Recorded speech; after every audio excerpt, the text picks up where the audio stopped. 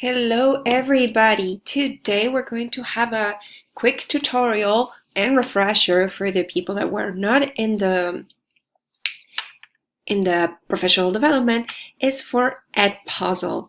The quick benefits of this beautiful tool is that it's easy for editing videos, for adding comments, questions, multiple choice, open-ended, so it's useful for summative, formative assessments, discussions, and just for flipped activities as well. It's very user-friendly and easy features as I'm going to show you. So right now we're going to go to Google and I have the Edpuzzle right there. Is Edpuzzle, if you type it in the Google, it's quite perfect and it will lead you right away. And if you do not have an account, it's extremely easy to set up. I will log in, but if you sign up, it will just ask you a couple of questions about if you're a teacher and when you teach. And that's about it.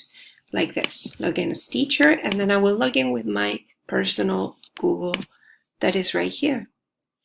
So as you can see, you can create a new class, but you can also import a class from Google Classroom if you were to have one, which is quite great because you can do it easier.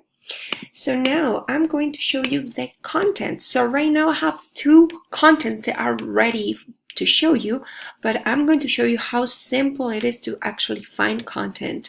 If you see in all these popular channels over here, you will see that you have Edpuzzle, YouTube, Khan Academy, National Geographic, TED Talks. So you can use all those videos for searching content.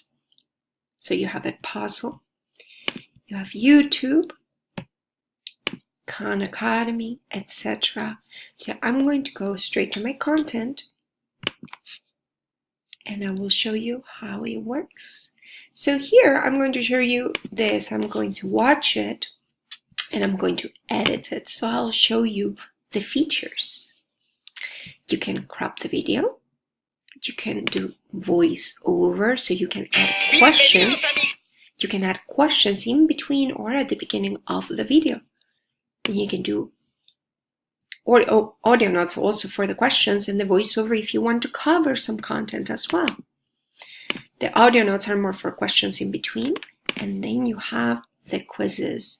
If you want to see the quizzes options, you can click here, the question mark, and you will see the three options that you have for our quizzes, which is questions, multiple choice, and open-ended. So as you can see, it's extremely easy. I will finish it. I'll do all these later, and I'll show you one that is quite ready so you can experience it. The most common greeting or saludo en español is hola. So as you can see, the video stopped there because the person here added a question. And the question is, what's the word for greeting in Spanish? And you can click on whichever you want. You can skip them, means hello. But you also have the choice of not skipping. So if the students have to answer the questions instead of just skipping the questions.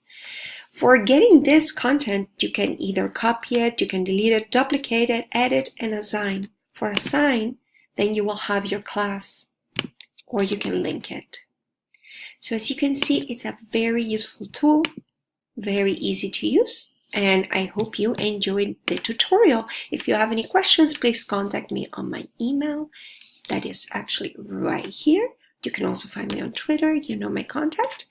And I'll see you soon with another tutorial for another cool platform. Bye-bye.